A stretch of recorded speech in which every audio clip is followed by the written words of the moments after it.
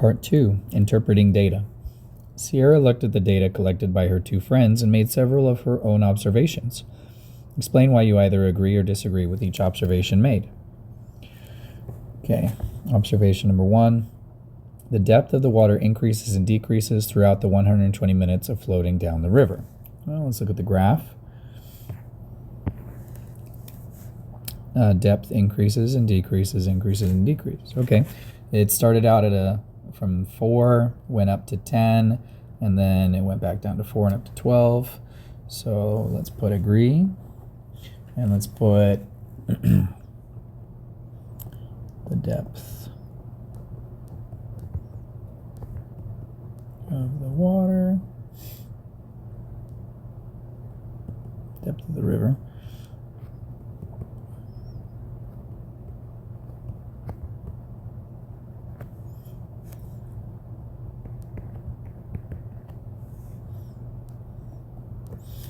And let's put that first interval. It increased from 4 to 10 during the first 30 minutes, and then it kept increasing and decreasing throughout the rest of the trip.